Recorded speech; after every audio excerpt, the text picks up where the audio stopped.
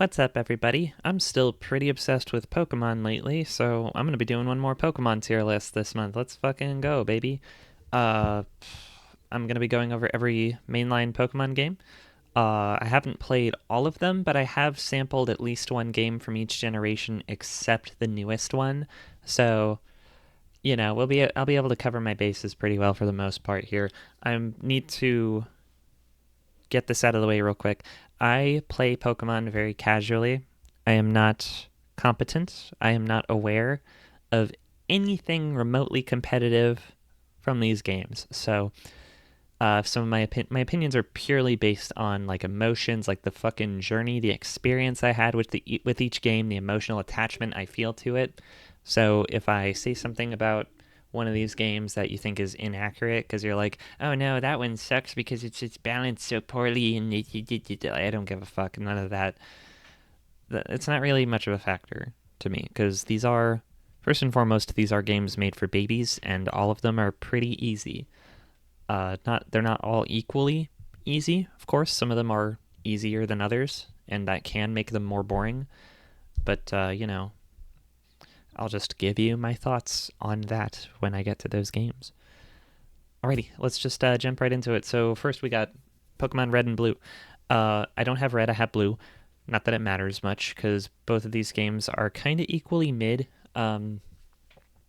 Yeah, like these games were super popular at the height of the Pokemon craze when all this shit first started. The big hype wave happened. I was not conscious. I was not aware that it was going on at the time. I was just a baby. I I was not fully conscious for that. So I got my start with Pokemon Diamond. That was the first mainline Pokemon game I ever played. I was in middle school. So all the games that came out before Diamond and Pearl, these are all games I have had to since then go back to and experience for the first time a little bit older than the target demographic. So got my hands on a copy of Pokemon Blue. I have not finished it. I've played a good chunk of it, and what I think of it is that it is. I mean, it's Gen One. It's a Gen One game. It's got problems. It's got glitches, and the sprites in these games are like the worst sprites in the entire series. Some of the Pokemon, they don't just, it's not just because they look different from how they normally look, it's that a lot of them just look bad. Like some of them are just plain ugly. I don't like the way Squirtle looks in this game, where his head makes him look like. I said this to my friend Z Cypher the other day. Squirtle in Pokemon Blue looks like one of the enemies that Kirby would swallow up and then not gain any powers from. Like he would just be a fodder enemy in a different video game. And that's supposed to be one of the starters. So, not a fan of that. I think Pokemon Red and Blue are going to go in C tier. Again, these were like huge, like monumental, games when they first came out. By my standards now, I do not find these games particularly fun to come back to. They're just very slow, they're very old, and visually not very appealing. Um, Pokemon Yellow, on the other hand, I do like this one a fair amount more because the sprites are much better. And furthermore, I have a lot more like nostalgia and attachment to Yellow because I played far more of it. I didn't finish it again, but I did get pretty deep into it, like at least halfway through the game. And this one is just, it's super cute. Like it's influenced by the anime a little bit.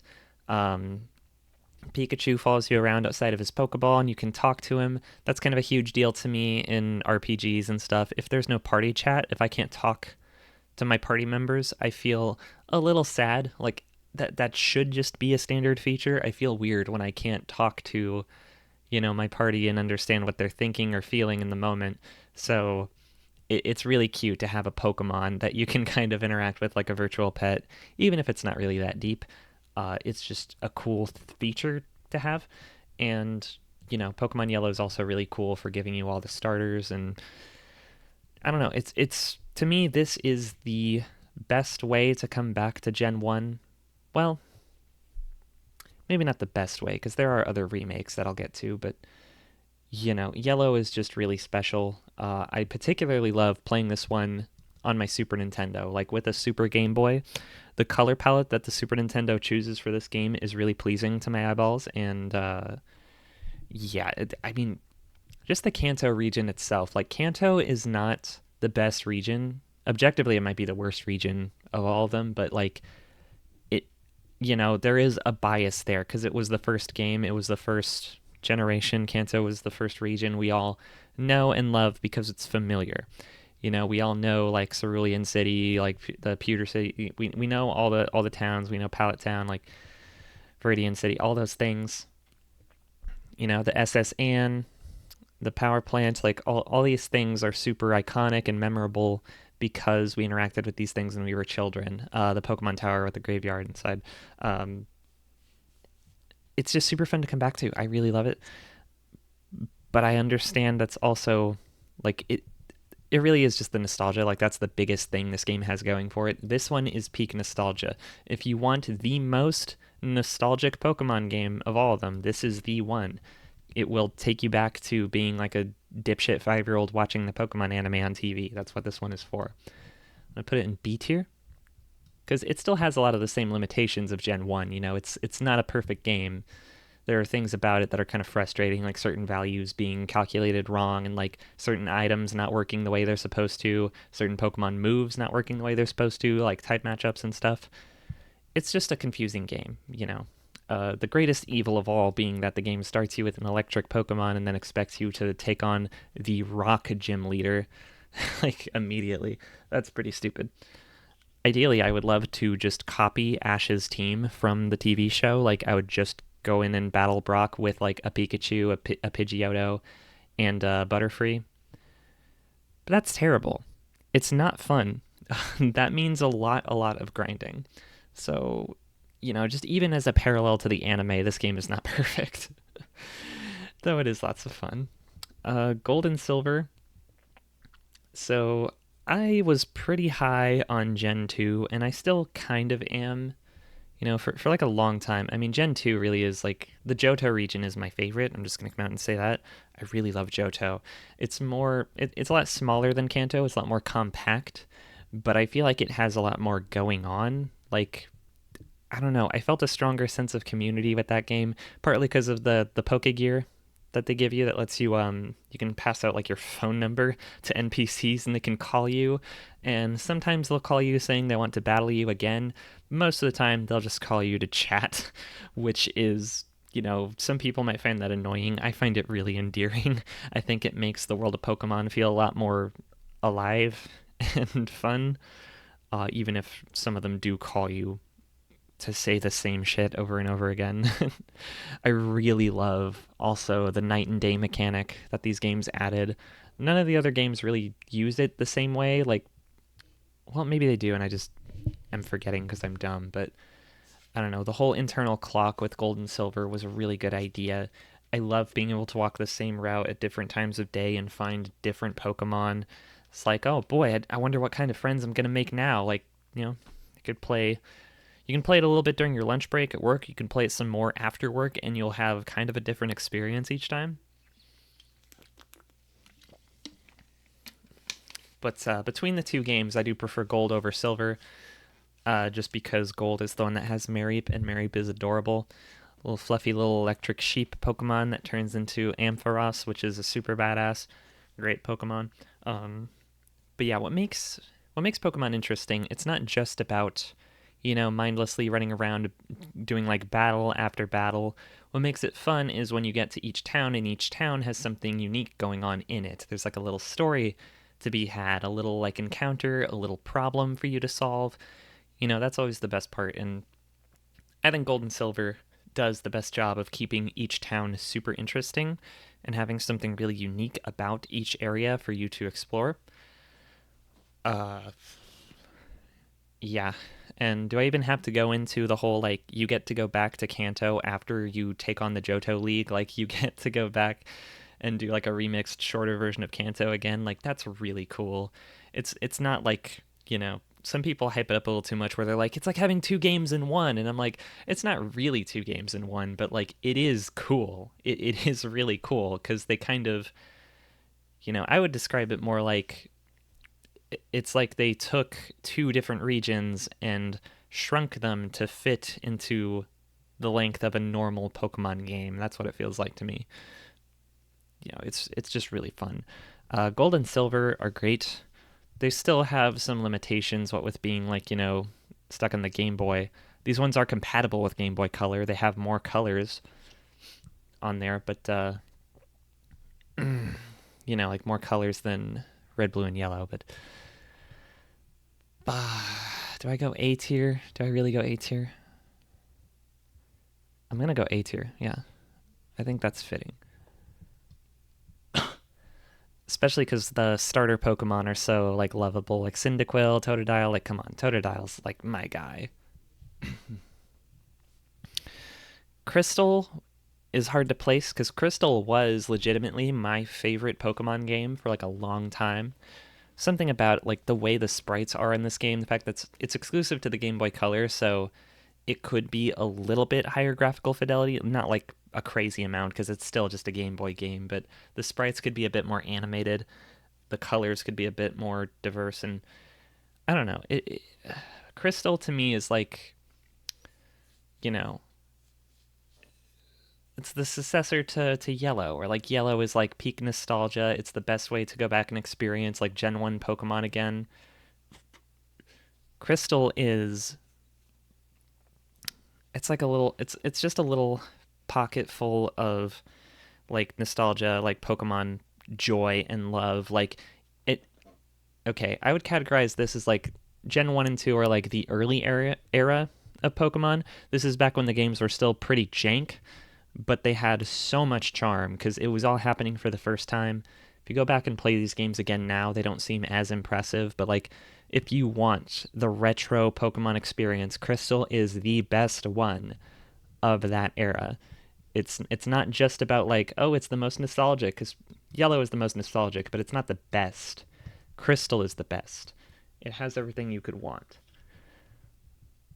The question is it good enough to warrant an S tier? I'm going to say yes.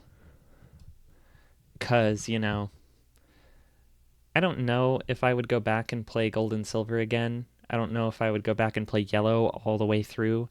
I would definitely play not Silver, Crystal. I would play Crystal from start to finish again right now if I wasn't in the middle of playing a different game already. And that different game I'm playing is Ruby. I'm playing Ruby for the first time right now. Gen 3 is mostly pretty foreign to me. I didn't grow up with these games. I've never played Emerald, so I'm not going to be able to rank that, sadly, though based on what I've been told about Emerald, I probably would put it in S tier because everybody loves the shit out of Emerald. It costs like $200 though. There's no way I'm buying that. I will play it eventually though. I will find a way sooner or later. Ruby is great. I'm really loving it so far. I'm not all the way done with it. I just got my 7th gym badge this morning. I'm about to take on Team Magma and probably meet the legendary Pokemon of this game. That's what it sounds like the story is building up to. I'm really fucking enjoying it so far.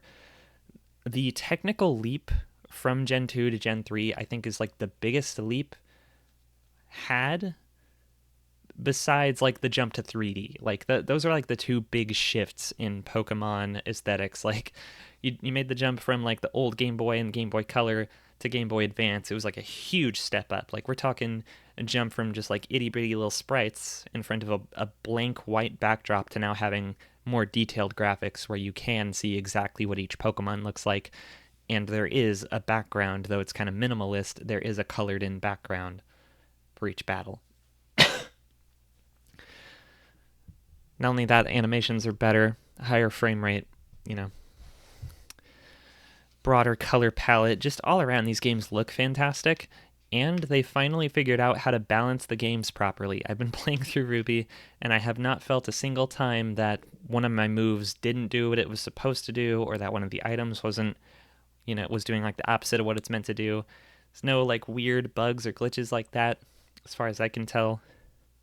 There is one thing holding Ruby and Sapphire back for me, though. Actually, two things. One of them being that I don't have a nostalgia bias for these games at all because I didn't grow up with them. There's tons of new Pokemon introduced in Gen 3 that I have never seen before. Some of them I really like. I have tried to make my entire team exclusively Gen 3 Pokemon because I want to grow attached to them. And so far, I have struggled to grow attached to most of them, except for Blaziken and Gardevoir. I really love my Blaziken. I really love my Gardevoir. I don't love them as much as I loved my teams from the past games, but I feel like there's just that struggle of like trying to make a team that feels well rounded and well balanced so that I can, switch out to a certain Pokemon that I need for any given situation. Like in Gen 1, it was easy to make a pretty strong team because, like, you just need Psychic type. You get a Psychic type, you can pretty much steamroll half the game. Gen 2, there's like a pretty diverse setup of Gen 2 Pokemon. They introduce lots of different types, like it's not like Gen 4 where they had literally two fire types and nothing else. Gen 2 introduced a pretty, broad set of Pokemon to choose from, and I didn't even reuse any of the Kanto Pokemon. Like I got all the way through Johto and, I got all the way through Crystal without needing anybody from Kanto. Like I was able to build a new team from the ground up. Gen 3, I have no idea who any of these Pokemon are. I don't know what types they are. I'm not familiar with them. So trying to build a team out of them is like it's a lot of guesswork. It's a lot of trial and error because I have to, I have to catch a whole lot more guys to figure out what they are. I'm not just Googling like what is the best team because that's fucking lame. Like I want to do it myself. I want to figure this shit out. And so far, Gen 3 has been a bit of a struggle because I have a hard time finding guys that really stand out to me. I don't want to catch it if it's ugly, if it's boring. I want to catch stuff that seems cool, that seems powerful. I was using an Aeron for like the first third of the game. I ended up boxing him and replacing him with something else. Gosh, sorry. Um, I did end up having to cheat a little bit. I found that my brother's ex-girlfriend from high school had this copy of Pokemon Silver that I've just had in a box for years. It doesn't have a label on it, so I didn't know what it was. I'm like, why do I have a blue Game Boy game? What is this? Popped it in my Game Boy, saw it was Sapphire, and I was like, holy shit, I can just take all her Pokemon. So I got a Mudkip, and I got a Sableye. And I've kept the Mudkip in my team and leveled it up to a Swampert. And I've taught that Swampert Surf, and that Swampert is unfucking stoppable. I tell you what, has grown exponentially fast because it was a traded Pokemon. I think I literally, yeah, I like went out and I bought a link cable online for like $5 just so I could do this. I put Swampert in my Ruby, and my team finally feels well enough balanced that I do feel capable. But for the first entire half of the game, I did not feel capable. I felt like I was constantly running into roadblocks, especially with the HMs, because holy shit, Gen 3 does the whole HM thing so badly. It gets really annoying where I'm at a point in the game now where it's like I need a Pokemon that can use Surf, Waterfall, and Dive. That's 3 different HMs that are all water type. Fuck off. What a waste of attack slots. Such a pain in the ass. I'm just going to use the Zigzagoon. I'm going to dump all the HMs on a Zigzagoon and then throw it in the box when I'm done with it. It's so ass. I am not teaching 3 water HMs to my Swampert. It's just too much. That said, I'm enjoying Ruby very much so far. I love biggest thing that stands out to me, even though the Gen 3 Pokemon themselves aren't like huge, like I don't love every single one of them. Like, I really like Absol. I like Mawile. I like Sableye. I wouldn't say I'm as in love with them as I am with Pokemon from Gen 2, but the region itself, the region of Hoenn, is the real draw to Gen 3 for me. I think Hoenn is one of the coolest regions ever. It is, I said how Johto feels very alive because of all the features that game added. I think Hoenn feels like it has a really strong atmosphere. That's the thing. It's very tropical. It feels like a place I would vacation to. It's very, full of like adventure. There's lots of different environments to explore. If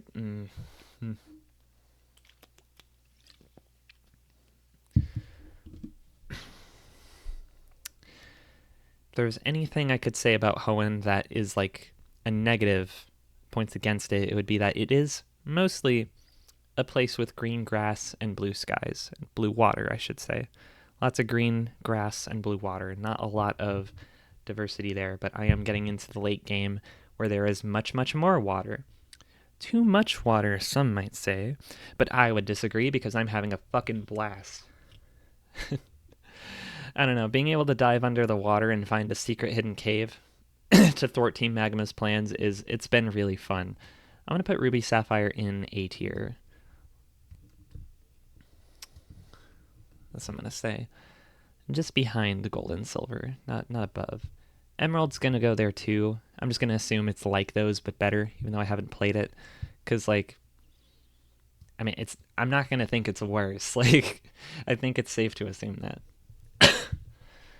Now, Fire Red and Leaf Green. Fire Red was actually yeah, that was the first game I bought after getting my Game Boy Advance. The crappy Game Boy Advance, the one that has the poopy screen. This one. I bought this when I was like 20, I think, and I bought a copy of Fire Red to go with it. And yeah, I think that was the first time I played a Pokemon game as an adult, actually. It's like I had kind of gotten over Pokemon for a while. Like after playing like Gens 4, 5, and 6, I was like, yeah, Pokemon's whatever, dude. I'm like a big kid now. I don't need that shit anymore. Until I got my hands on a Game Boy and I realized, wait, I'm an adult with money now. I can just buy Fire Red. Never been able to play that before, even though I desperately wanted to when I was a kid. Like, yeah, of course I'm gonna fucking buy that. You kidding me? And you know, it makes me a little sad because Fire Red. I mean, like, you look at the box art. It's like, of course I want the game that's red and has fire and Charizard on it. Who would want the dumb Venusaur game? Little did I know that version exclusives. Leaf Green has the exclusives I want. That's the one with like Sandshrew and Vulpix, Pokemon I really like. Fire Red's exclusives like the ones I don't give a fuck about. It's like Oddish or something. It's like Oddish and what was the other one? Is it Doduo or Bellsprout or I don't know. It's one of those like really lame Pokemon that I don't give a fuck about and I will never ever use in a million years.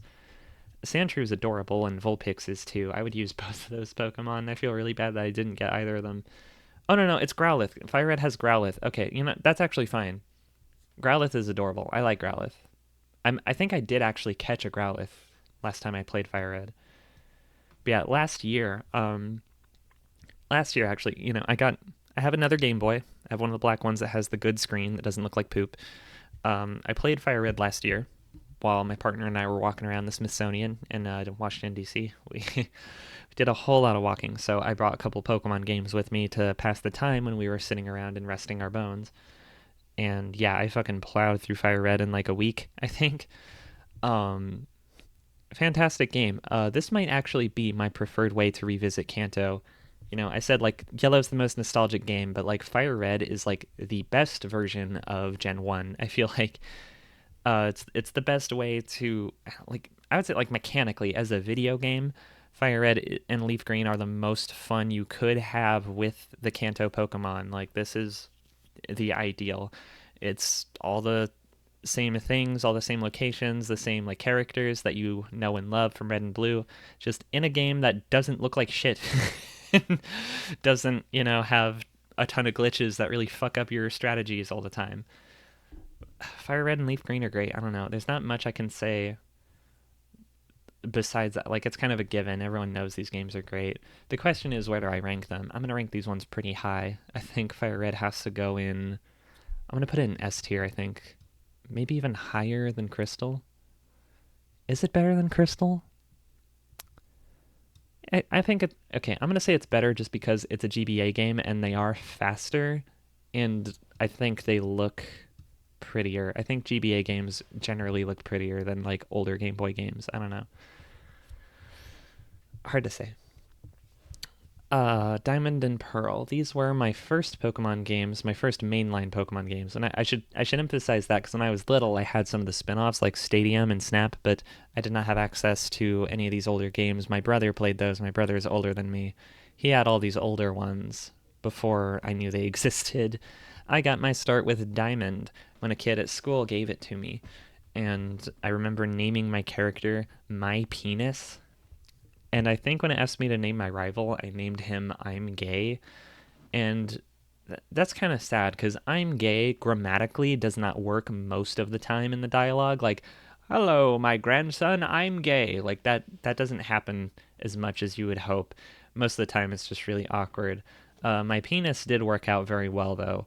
Uh, I remember giggling with all my friends at the lunch table in the 6th grade when we all read the text together in my game. People saying, "My penis! I had no idea you'd be around here." Har har thars days. I'm a comedic genius. I have not really played Diamond and Pearl since then. I've played Platinum, and I think Platinum is pretty obviously the definitive way to play through Gen 4. I have a lot of positive things to say about it. I mean, Platinum mostly.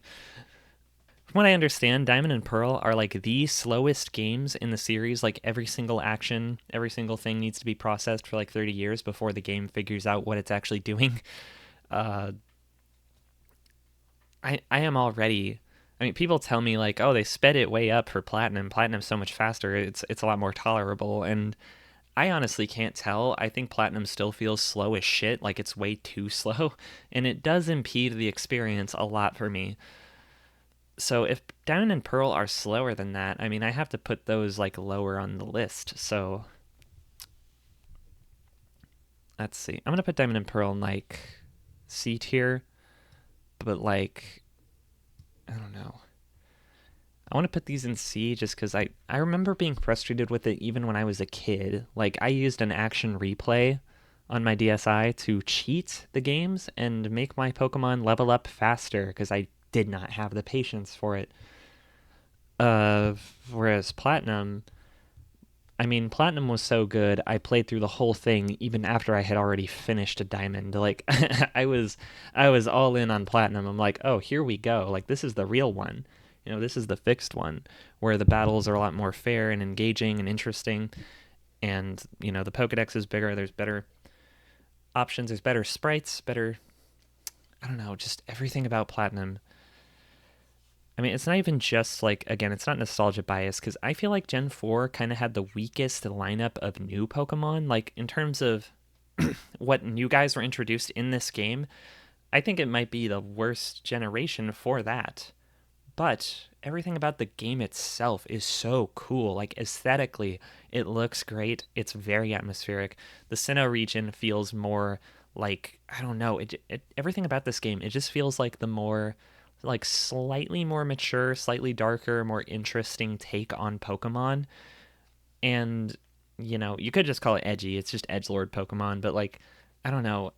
I feel like it goes deeper than that. Like Sinnoh feels like a very old-fashioned kind of like a I don't know. It's like it's a mountainous region. It's very different from what came before, and because the DS games could have like this weird blend of like there are 3D graphics mixed in with the pixel art. I mean that's like my favorite aesthetic. I love that in video games. I love that when DS games do that. It reminds me very strongly of like the Dragon Quest IV remake on DS, where it has those like you can use the LNR buttons in that game to spin the camera around, but like all the trees and like stuff are like pixel art.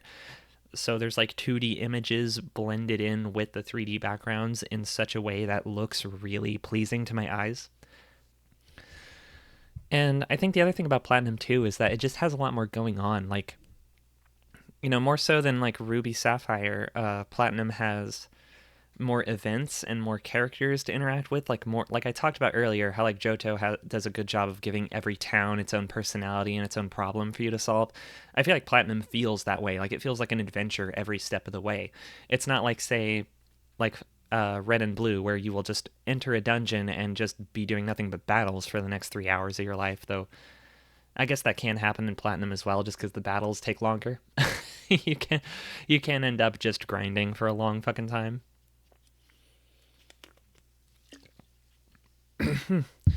But yeah, I don't know. I mean, I kind of feel like with Platinum, I have I have like the opposite problem that I had with Ruby Sapphire. Where Ruby Sapphire, I'm struggling to find Pokemon I really like to fill out my team. Whereas in Platinum, I feel like I am having a harder time finding Pokemon I don't love because my team is so full. I'm like, I need to balance out my team properly instead of just trying to collect every single guy I like. Because collecting every single guy I like means I have more than 6 Pokemon, and they can't all fit in my pocket. I can't possibly do this. I can't take care of all of them. I can't give them all equal attention. Getting them to level up takes an eternity. I did go way out of my way to get a Gibble, though. I love Gibble. I had to get a Gibble. Of all the new Pokemon introduced in Gen 4, Gibble was the guy. The fucking guy. I need Gibble. Gibble is more important than anything.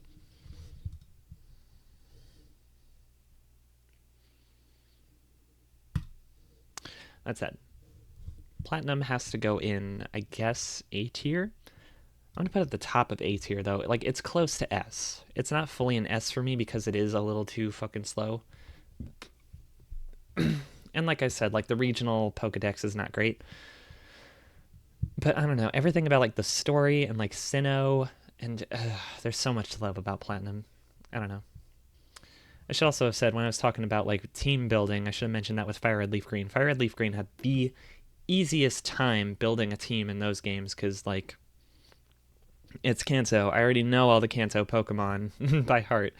And Fire Red is also designed in a way that's like it's almost like guiding you through like you're incentivized to catch as many Pokemon as possible. Very much capturing the spirit of Gen 1 and that like gotta catch 'em all era. It actively encourages you get like exclusive items that are super helpful and important sometimes where like certain NPCs will meet you throughout the game saying like, "Let me check your Pokédex. Oh, you have enough. I'm gonna give you stuff."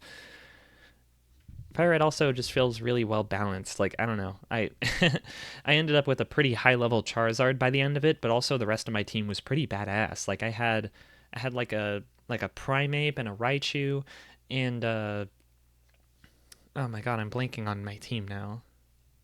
They were super cool though. Like I had like all 6 guys. I had an Articuno. I don't go out of my way to get all the legendary birds, but I did get Articuno because Articuno is a badass and helped me with the Elite Four a whole lot. Oh yeah, I don't know. Fire Red was just like the easiest one where I'm like, I was almost like planning ahead. Like, okay, I know which Pokemon I like. I know which ones I'm definitely gonna have in my team. And then I was also surprised where some guys I thought I was just gonna use early game and swap out for someone better later on. I ended up just keeping them in my party because they were just that good. Like I don't even like Mankey that much. I was just using Mankey to get through the early game, but then I don't know. I evolved him to Primeape and he just stayed badass forever. I also have excuse me. I also caught a Kadabra. I had a Kadabra. Fucking steamrolled everything that's weak to Psychic in Kanto. Steamrolled the game with that, obviously. Um, I don't know. Now we get to the big kahunas here. We get to Heart Gold and Soul Silver. Heart Gold and Soul Silver are just like an obvious S tier. I don't think I need to like tease you or act like there's any doubt in my mind that Heart Gold, Soul Silver are S tier. It's like I said last year, I did a playthrough of Fire Red. I like replayed the game. Well, immediately after playing Fire Red, I started up a new playthrough of Heart Gold, and I do have the Pokewalker. So again, like walking around the Smithsonian and stuff. Yeah, that was a good time. That little step counter. Because any Pokemon I caught, like I say, I love all the Johto Pokemon. I love them because they're adorable. Not all of them are equally viable. I caught a Spinarak very early on, and Spinarak was kind of weak. Like kept losing every battle I tried to like train it through. So I just kind of like gave up on using Spinarak in battles and put him in the Pokewalker, and that made me feel better about it because I love Spinarak a whole lot and wanted to see him grow, and I felt bad that he was just so trash in every battle I used him in. So I'm like, this is kind of your way of being useful. Like this is how I get to keep loving this Pokemon without just throwing it in a box forever. I get to keep it in the Pokewalker and play with it. I can just like pull it out for 30 seconds when I'm waiting around for I don't know a bus or something. Play with it for a few minutes. Catch enough Pokemon and like put it back in my pocket and mess with it later. To like fucking ding at you and go, yeah, Spinarak found some item, whatever the fuck. The game itself, Heart Gold, is incredible. It's everything I loved about Gold, Silver, and Crystal, just done way better. Like, I don't know. This is how every Pokemon remake should be. It should just be everything you loved from the original game and then some. It should bring in more stuff. It should be aesthetically like better than the old one. You know, um I hyped up a lot how good uh, Platinum looks. Everything about that game that's good is also good about Heart Gold. Like Heart Gold just fucking nails it. It's got the most potent atmosphere. It really makes Johto feel like bigger and more alive than it did before, which is crazy because it was already like my favorite region. Uh, One of the biggest things for me, I talked about how much I love that in yellow, Pikachu will follow you outside the Pokeball and you can like interact with him and stuff. Yeah, Heart Gold and Soul Silver just do that for every Pokemon. Like you can put any Pokemon in, like have them be first in your team, and they will follow you outside the Pokeball. It doesn't even matter if they're like ridiculously huge. They'll just have a cute little sprite following you around.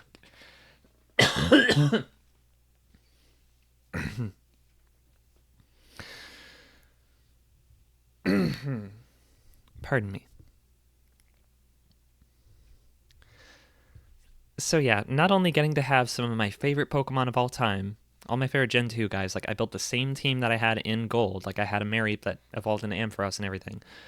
Getting to have my same old team, but just in this newer, brighter, more colorful experience where they can all interact with me outside of the Pokeball, follow me around, like that is fucking peak. That is the best Pokemon experience. I have bought in wholeheartedly to the narrative around like, oh, like you're catching these Pokemon and making friends with them and they grow to love you through battling and everything. Like fell for that hook, line, and sinker. I fucking love that narrative.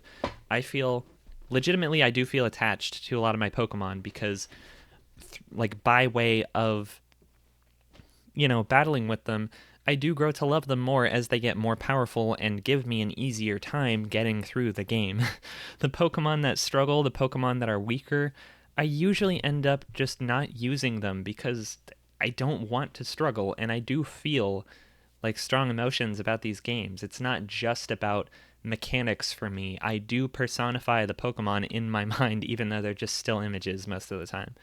So, for me, Heart Gold was just my ideal Pokemon game. Um, Especially because, okay, I remember now. In Fire Red, I knew I had to get an Eevee. I knew I had to evolve it because one of my like top 3 favorite Pokemon ever is Vaporeon. So I got a Vaporeon in Fire Red. Then in Heart Gold, what you can do is if you have a DS Lite, you can take your Game Boy Advance game, put it in the bottom slot of the DS, take your DS game in the top slot, and you can transfer Pokemon from Fire Red into Heart Gold. It's a one-way street. They can never go back. But I did send my whole team from Fire Red, the guys that helped me beat the Elite Four, I sent them into Heart Gold. And then in Heart Gold, when you get to Kanto at the end, you can go to the Safari Zone and catch all the Pokemon that you transferred there. So it was like this, it felt like this big crossover event where through the end of like Heart Gold, throughout the Kanto region, I was revisiting all these old gyms I'd already beaten, taking them on with their new teams and their new gym leaders, with like a mishmash of like my old team and my new team fighting side by side. They have double battles. They have double battles in Heart Gold. It felt so fucking cool to have my Charizard and my Feraligatr side by side in a match. Or the fact that in Heart Gold I got another Eevee. And I thought this time, okay, there's 2 evolutions introduced in Gen 2. I gotta pick which one I want. It was a choice between, I think, Espeon and Umbreon. And that was the first time I've ever actually worked my butt off to evolve a Pokemon. Because most of the time, when I was a kid, if it was like, like, oh, you have to like max out its friendship level, I'm like, I can't see that stat. I don't know what that means. That's fucking annoying and weird. I'm just gonna ignore that mechanic because that sounds lame. As an adult, I'm like, clearly this is worth it. Clearly I should be doing that because Umbreon is sick and I really want one.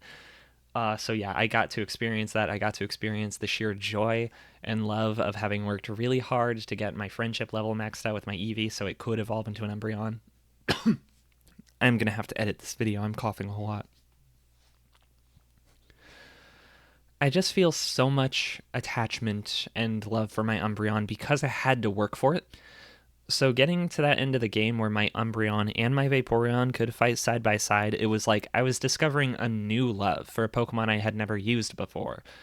So Heart Gold was a lot of things. It was like a revisit of one of my favorite regions. Two of my, two regions that I'm really familiar with and love a whole lot.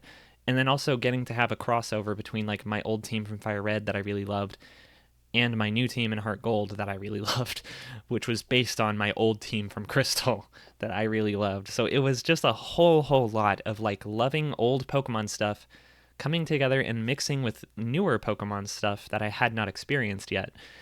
So Heart Gold and Soul Silver really was like the climax of my Pokemon obsession, I think. And that's why after finishing Heart Gold and like defeating Red on top of Mount Silver, with my Charizard, my Feraligatr, my Kadabra evolved into Alakazam because I traded it.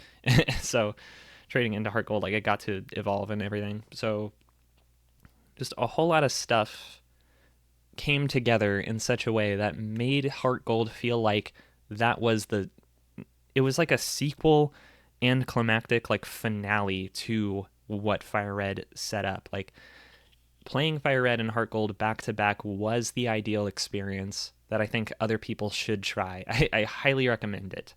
If you can get your hands on a copy of Fire Red and Heart Gold and a DS Lite, I think that is the prime Pokemon experience that you could have. So Heart Gold, Soul Silver goes at the top of S tier without question. I really couldn't ask for a better game. It's hard to imagine that I'll like any other Pokemon game as much as these ones. Like it's hard to imagine how that could be possible with how much of my past love of older games is mixed up in this. Okay. Pokemon Black and White. When Black and White came out, these two came out at a time when they were like the last thing that the Pokemon fandom wanted. This was like the height of people making memes, joking about how Pokemon suck now, because they used to be cool, badass dinosaurs, and now they're all garbage bags and key rings. I remember seeing like videos making jokes about like, oh, the next new Pokemon is going to be like a talking chair or something. Thankfully, time has looked back on Black and White very fondly. These games have aged miraculously well.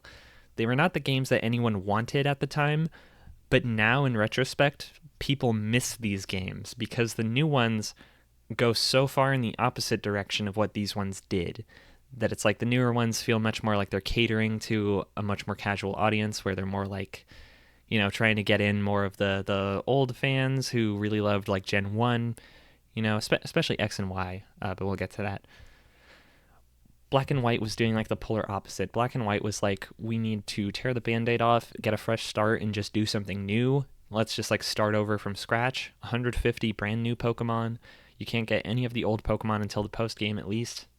And more importantly, Black and White is completely removed from the other games globally. Like the first 4 games, all their regions were based on locations in Japan. Black and White is the America game. It's the New York fucking region. Unova is nothing like the past regions. And I mean aesthetically, I think Gen 5 might be the peak of all Pokemon games. I think these are the best looking games in the series. Black and White, Black 2, White 2. I think these all have like the best sprites because they're like animated sprites. They're not just like idly like static sitting there. They do have idle animations. They do move when they use their attacks, and they look good. Like these animated sprites look really cool. I think Black and White and Black 2 White 2 really nailed the like mixed media aesthetic of having like the 3D and 2D graphics blended together. I think this is where they really peaked. It's maybe not as, it doesn't have that same like earthy feel as like Platinum, but it does have a very strong aesthetic in its own right. That's it. I haven't played Black and White through to completion. I haven't played Black and White since I was a kid. These are like the last games where I'm like, I need to re-buy these as an adult and play them again because I know I would like them. As a kid, I was in the mentality of like, I knew all the Gen 1 stuff from my brother and from seeing the anime and from playing Pokemon Stadium. I knew all the Gen 1 stuff, but I didn't have the Gen 1 games when I was a kid. I really wanted to play like Fire Red or Yellow or something. I wanted those games. I didn't have access to them. I had access to Gens 4 and 5, and at the time, that was it. So I was also in that in that bandwagon of hating Gen 5 and being like, this is not what I want. I want the old Pokemon back. I miss them. Why do I have to deal with all these new Pokemon that I don't know and I don't like? Like, what is going on? This is too different. Get back to like what core Pokemon was about. And obviously, in retrospect, I feel that was the wrong position to take. I think I would feel differently if I had started with Gen 1 and worked my way up playing the games in order.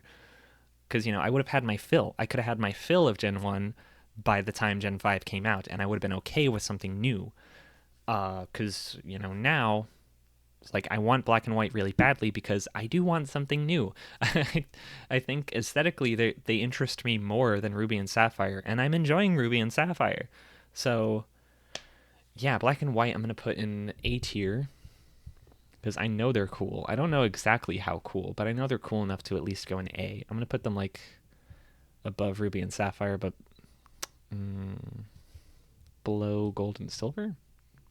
Just because I don't know if they're at that level. Like I have to confirm. I have to check. Now, Black 2, White 2, I did not play either of these games when they came out. At the time of release, I was very confused. I'm like, did they really just make the same games again? Like, what is this? Having played them as an adult, yeah, it is just a sequel. Like, it's the sick-ass Gen 5 games again, but this time you don't have to wait till post-game to get other Pokemon from other regions. And they're like weird remixed versions of the Unova region. Like, they're a little different. You do the gyms in a different order, and there's different events that take place in each town. I really, really appreciate Black 2 for, being structurally very different from the other games. I think it tried a lot of new stuff that was really cool, and I, respect it a lot for that. I particularly love the part in Black 2 where I think you're on like a movie studio or something, and they like, it's just such an inventive scenario. It's like you get to act in a movie or something, and they go rigorously explaining to you the rock paper scissors effect with psychic types and fighting types and dark types. They tell you like the triangle of how those three interact with each other, which one's weak to which. And I had never, like, no one had ever drawn my attention to that, but that game gave me that, that way of thinking about it that made it much easier to keep track of type matchups, because I find it super hard to keep track of all that stuff. So I'm like, why is it that, like, every single game emphasizes to you the type matchups with like fire, grass, and water? They don't do that with the other types. You're just left to fend for yourself. You have to look up like type matchup charts and shit. That's super annoying to look at. I really love these games for, going out of their way to, get you thinking about the mechanics more in a way a lot of the other games don't really incentivize you to do. But yeah, that said, I definitely played Black 2 the wrong way. These are like the last games you would want to Nuzlocke, doing your first time doing a Nuzlocke, and unfortunately I didn't know that. I tried doing a Nuzlocke of Black 2, and so I never finished it because my Duat fucking died and I was too sad to continue. But I do look forward to replaying this one and finishing it, because from what I played of it, it was just one of the best Pokemon games, like S tier without a doubt. Which retroactively makes me more excited to revisit Black and White. I hope these will also end up in S tier once I give them a second look. For now, Black 2, White 2 is definitely going in S, right behind Heart Gold, Soul Silver. It's pretty fucking high praise given how much I love Fire Red. It's just, Fire Red could be a little grindy. That's all I'll say about it. It could be a bit grindy. There's some parts where you're just like going through a really long dungeon and you're like out of potions and half your Pokemon have fainted and you have no way of teleporting back to a Pokemon center because, I don't know, this game just has like long hallways with nothing but trainer battles. I think the other games are a bit more lenient with that. And Black 2, White 2 are just so much more inventive. It's hard not to rank them higher.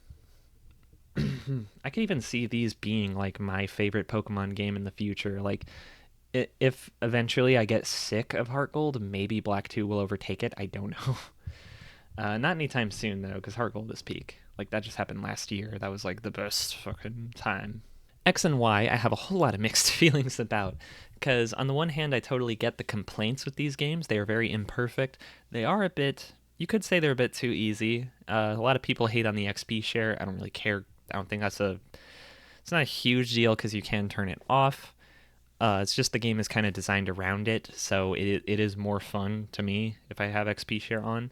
Because to me, the point of XY is not to be like, it is very casualized, but it was literally trying to reel back in the people that Black and White had lost. It was trying to get back people who were nostalgic for Gen 1, who wanted a new Pokemon adventure in 3D, the kind of game that everyone was hoping would come out that never came out in the past. Like people were saying, "Oh, why don't we get like a real Pokemon game on our GameCubes or on our Wii? Why didn't they ever do that?"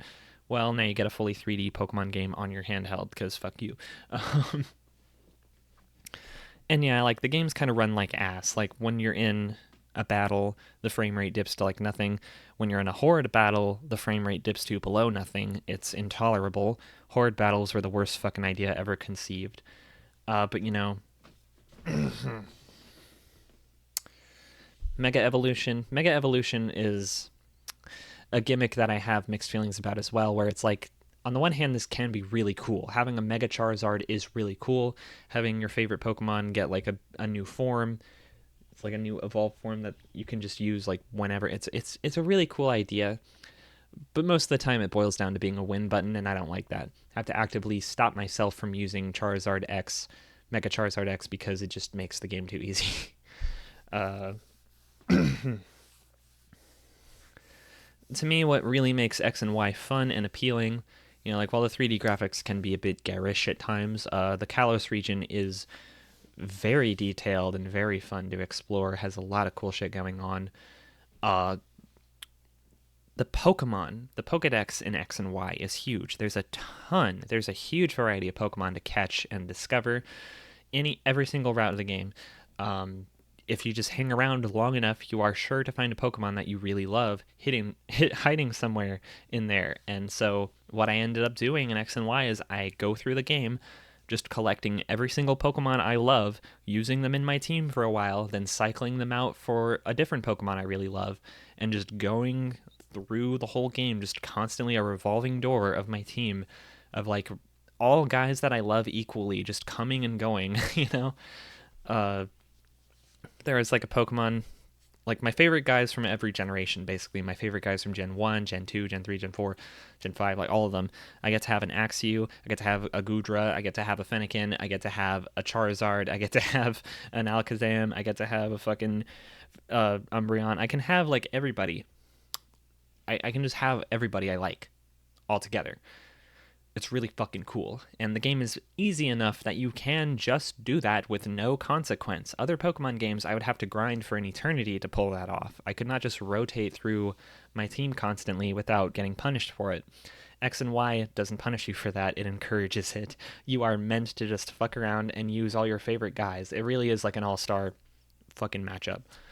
Um, I think my biggest criticism for X and Y would have to be the story. The character writing is terrible. You got like 5 different rivals. None of them are really competitive with you. They're all too nice. Like it kind of makes me feel like an asshole when each one of them like has their own dream they're aspiring to, and I very effortlessly outdo every single one of them at every goal they're trying to meet. It's like and afterwards they don't even give you shit for it. Like they're not like, "Hey, smell you later, Gramps." They're just like, "Wow, you're so much cooler than me. I guess I have to work harder." It's like I feel like an asshole. Why are you trying to make me feel like a piece of shit for playing the game? Come on. Maybe if like each kid was actually good at what they do and you had to work hard to beat them, that could have been interesting if they had like a different, more dynamic system to it, right? Like say the kid who's like, "I'm going to complete the Pokédex." What if you had to actually work your butt off to beat him at completing the Pokédex, and then by having a more filled out Pokédex than him, he could become your main rival? What if that was a thing? What if they added a dancing mini game and you could outdance the other kid who likes dancing? I'm just spitballing here. There's some stuff in X and Y that feels kind of spontaneous and not thoroughly thought out. But all around, it is just a really fun game to breeze through, so I can only be so upset at its problems. I mean, I don't have to talk about Team Flare, do I? I mean, I think it's obvious why Team Flare is kind of lame. They're just, I don't know, it's just a big nothing burger.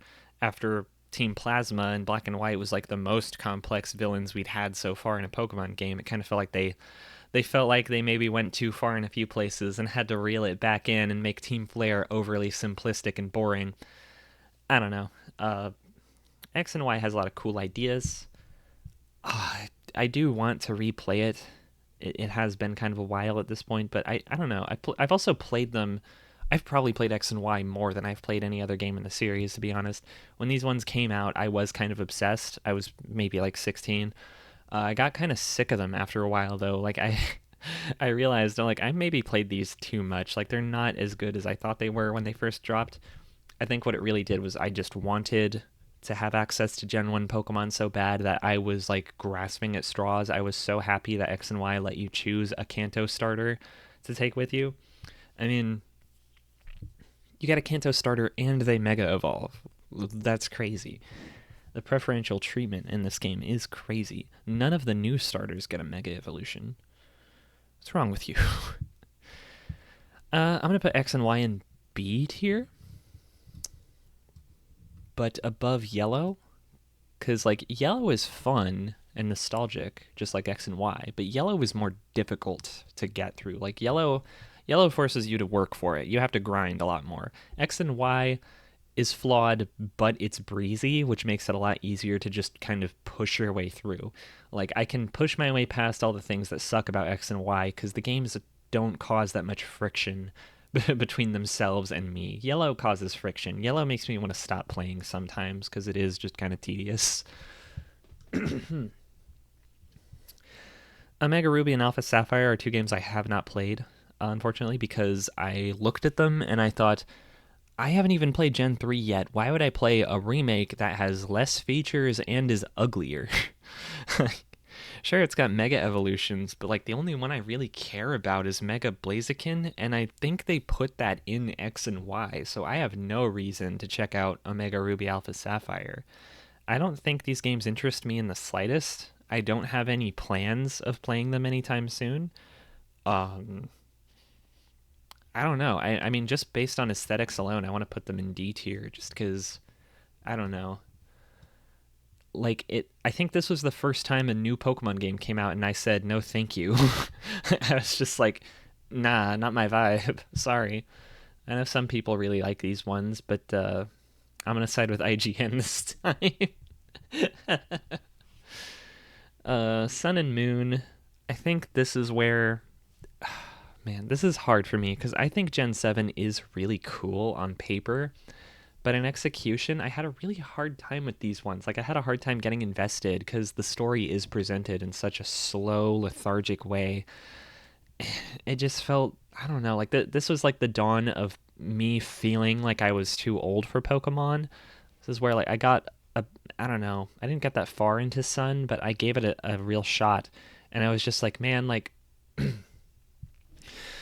my favorite starter, Litten, evolved into something really ugly that I didn't like, and I had a hard time once again I had a hard time building a team of Pokemon I really liked. I wanted to use just the new guys, but the new guys were kind of uninteresting to me. Like there are a few that are really cool and memorable, like Mimikyu is like the coolest Pokemon ever, but like I don't know, a lot of Gen 7 just doesn't speak to me. I think the region of Alola itself is beautiful. Aesthetically, this is another one of the best looking games in the series. I really love the colors, I love the vibes. But, it being like a 3D game on the 3DS, like that, aesthetically, better than X and Y. Got away from like the chibi characters for the first time. This is where your player character is actually like properly proportioned like a human being, though they're still anime. They're just not like chibified. Yeah, I don't know. My feelings about Sun and Moon are pretty like up in the air. I really need to give this one another shot and actually finish it because I know there are things about like I've heard things about the story that makes me think I would like it more and get sucked into it. I just need to give it another chance. And I think what I'm going to do, because I got a couple of the older Pokemon games on my 3DS and I have like the Pokemon transfer system on there too. I think what I'm going to do is I'm going to transfer the starter Pokemon from Gold into Sun. That way I can have like a Cyndaquil or Totodile or Chikorita, whatever. So I can pad out my team with guys that I'm familiar with. That way I'll have an easier time building up a team I really like not having to rely on the new guys that I find kind of uninteresting. Even though I know like Alola brings back a lot of like old classic Pokemon and gives them new designs. I don't know. I really just need to dig deeper into it, I think is the problem. I think it's mostly a skill issue on my part. I don't know if I can properly rank these ones on the tier list. I mean, based on my experience, I'd put them in B because it was like overall positive, just not like amazing. But I think these two will rise up the list in the future once I give them another look. I'm kind of trying to work my way through the games in order right now. If you haven't noticed, like I played last year, I did Fire Red, Heart Gold. This year, I'm doing like Ruby Sapphire, and then I'm going to do Platinum. Uh, you know, After I finish Platinum, if I still feel like playing Pokemon games, I'm going to get into Black and White and Black 2, White 2. Just whenever the mood for Pokemon hits, I'm going to keep playing the games in order from this point forward. Um, so eventually, I will work my way back to the games I never finished, the modern ones. That'll probably be like a couple years away, though. If I'm being honest, these games are long, and I do not play them consistently. Next, we're at Ultra Sun, Ultra Moon. Haven't played them. These are other ones that I'm just going to dump in D because I don't have any interest in playing them because I haven't finished regular Sun and Moon. And from what I've heard about Ultra Sun and Ultra Moon, they alter the story so drastically that I cannot prefer them. Like, I can't just skip over Sun and go straight to Ultra Sun because Ultra Sun removes parts of the story that are vital to regular Sun. So if I skip straight to the Ultra version, it's not going to be the Ultra version. It's going to be a different version with just I don't know. I don't know why they did it that way. It just bothers me that like I'm going to get a completely different experience. That's not what I was really hoping for from the title of this game. I was like, "Oh, it's like the deluxe version, right?" "Oh, yes, but actually no." Fuck you. Why? Sword and Shield.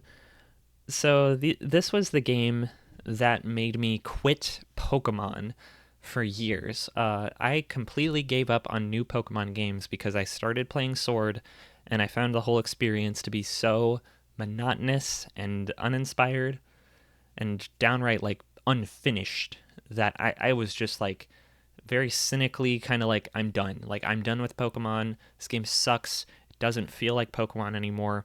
It's just like a buggy mess, and I don't want anything to do with it. Looking back, I'm not so cynical about it anymore. I don't think Sword and Shield are like terrible. I do think they're like, I don't know, like the vibes are a little off. It doesn't hit me the same way that other Pokemon games do. And yeah, part of that is just like my attachment to the older games, but I don't know. Another part of it is just not really digging the vibe of the way Pokemon games have been going lately. I do not like how unfinished they look. I don't like how visibly rushed they are.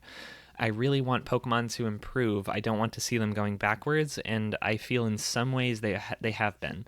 Uh, you know, I do need to go back and finish these games. I feel I can't have a fully formed opinion because I have only played like the first few hours of Sword.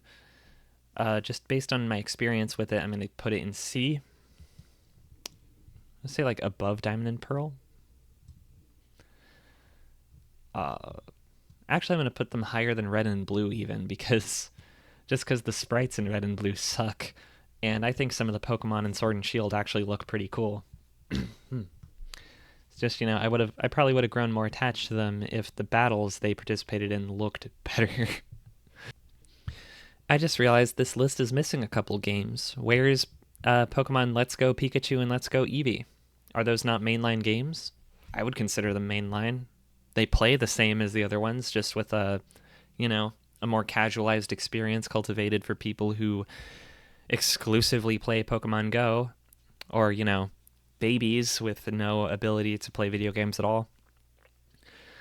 But I'm just going to give my thoughts on Pokemon Let's Go real quick. I played Let's Go Eevee. It was cute. It was pretty. I liked the vibes. I liked the aesthetic. I liked that it was kind of a remake of Yellow while also being kind of a sequel. I really liked how they brought back Team Rocket and everything. I thought that was really adorable. But the gameplay itself, the gameplay loop is not fun. It's not interesting. Throwing like just kind of waggling your controller a little bit to throw a Pokeball, is it's not, there's nothing challenging about it. There's nothing that makes me want to go back to it. Because if I want to experience Kanto again, I have Fire Red Leaf Green already. That was the ideal experience, you know? I don't need to go back to Kanto again. Like, it feels like with all the nostalgia trips we've had to Kanto, with Yellow and then Fire Red and then fucking X and Y, it feels like I've had my fill. Like, I have had my fill of Gen 1 and I don't need any more of it. So, going back and playing a game that's all about catching as many Pokemon as you can is like designed in a way that incentivizes you to just focus on catching, not getting attached to them, not battling with them, because the battles are mind-numbingly easy. It's like you just mash A. You don't even need to use any like status buffs or debuffs. You just mash A to win the game. Um, it goes beyond the level of easy that the other games are on. Like it's even more casualized than X and Y. It's at the point where it is just a game about doing this with your wrist. And it could have been good if it had just like something slightly more engaging. If it was on the same level as like Fire Red, where you do have to pay attention to the battles sometimes, I would have been more okay with it because the vibes are there. Like, it's really fucking cute. The way you can dress up your starter Pokemon and interact with them and pet them and stuff, that's all great. That's what I want out of a Pokemon game. I want more of that. Why is that not in one of the mainline games that has all the other stuff? Why is it like restricted to this stripped down baby-fied version of the game? You don't even need a baby-fied version of it. It's already a baby game. So yeah, Let's Go Eevee would go in C tier. Probably at the bottom of C tier, if I'm being honest. I think Red and Blue are a more engaging experience than Let's Go Eevee. As adorable as it is, you know, it's an experience that is novel and cute and fun for like an hour, and then I have no urge to come back to it ever again. You know, I'd say like probably the most fun part of that game is that once again, like Heart Gold Soul Silver, you can have your Pokemon follow you around outside their ball. And this time, they're all proportioned properly. Like they are, if you pull a Gyarados out, it will be gigantic. It will take up the amount of space it's supposed to. And it's really funny sometimes. I especially loved having a Bellsprout follow me around outside the Pokeball because the Bellsprout just has this really goofy little running animation. It looks great. Uh, but yeah, sadly, I'm just kind of sick of Gen 1. And getting those like more lively, like more animated, detailed Pokemon isn't enough to carry the experience for me because I've already seen these Pokemon a million times. Getting to see them in a bit more detail isn't enough to really make the experience refreshing for me again. I'm just like, I feel like I'm going through the motions with Let's Go. I feel like I'm just pointing at things and going, oh my god, look, it's that one thing from the game I've played 5 times already. Oh my god, it's that other thing. It doesn't need to exist. It's not a justified remake.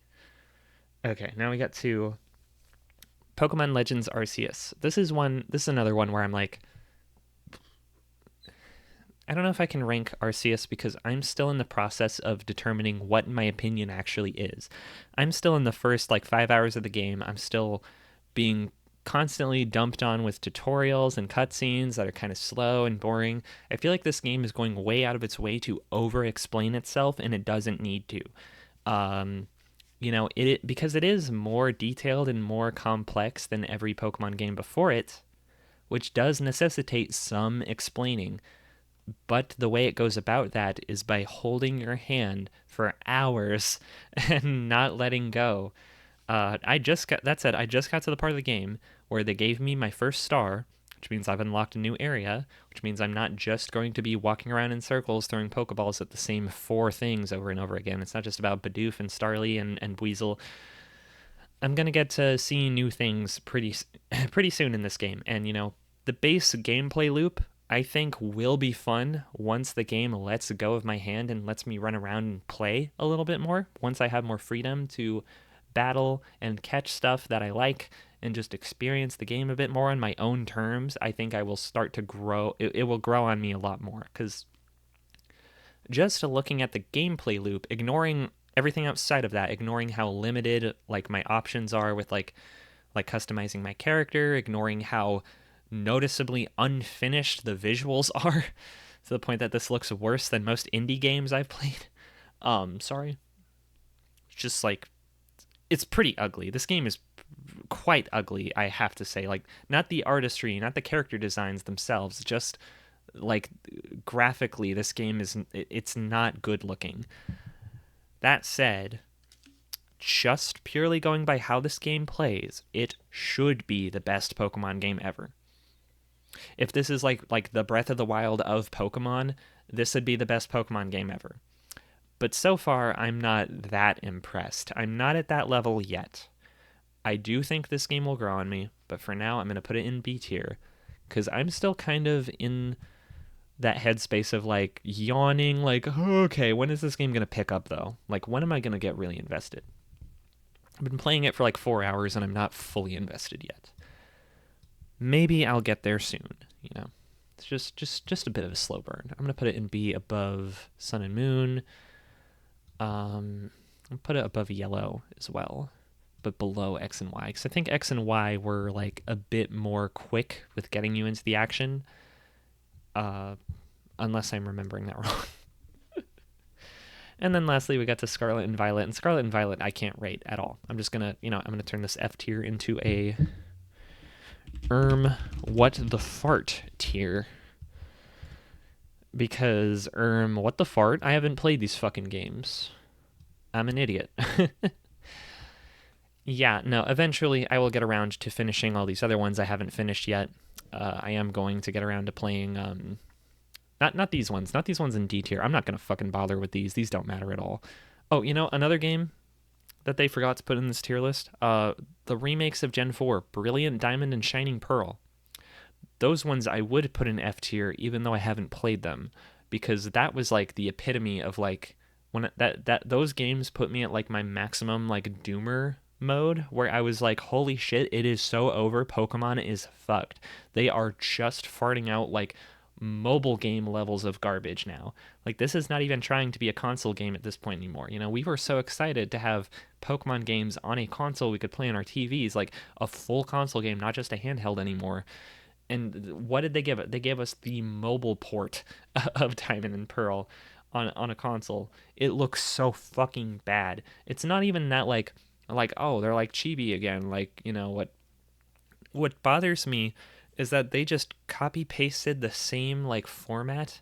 They just copy pasted the whole game into a really ugly ass 3D engine, and it is so bad. Just taking all these things, because when you have a game that's pixel art, things are abstractified to a point where you can just imagine what it would look like with realistic proportions.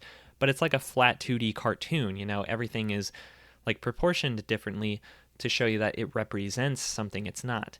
In the same way that like Final Fantasy VII is a game that can be really dramatic and intense, even though you're looking at just little like awkward, blocky Lego people. In your mind, you're picturing this as a really intense drama, and the way those characters are animated could express a lot more emotion than you would expect. In that sense, you take a game like Diamond and Pearl and you make it 3D. Everything is just on a grid, but it's three-dimensional, which makes it feel more like you're able to see things up close and from different angles. And it's like, this doesn't look abstract anymore. It looks like everyone is just a weird, ugly, like bobblehead man, and it looks terrible. Why is the grass all on a square grid? This looks like shit. Not to mention the colors are so off. Like fucking, I saw like some screenshots of the game where the trees were all like green on top and black on the bottom because the shading was so bad. Like Brilliant Diamond and Shining Pearl are truly like two of the ugliest fucking games I've ever seen.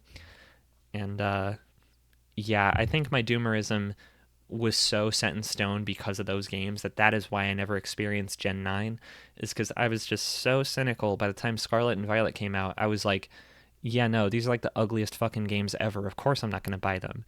Even though everybody I know bought them day one and loved them. Like, I've heard a lot of people say Scarlet and Violet is legitimately really fun despite how ugly and obviously unfinished they are.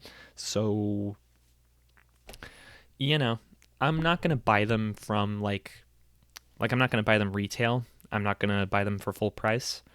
I will buy them secondhand. That's where I'm at with Pokemon now. The last few generations have not really appealed to me much, but I will give them another chance because I do enjoy Pokemon a lot, broadly, and I want to enjoy the new ones. I just need to, be in the right headspace for them, I guess. But I'm in no rush, and I will not be giving my money to Nintendo for them.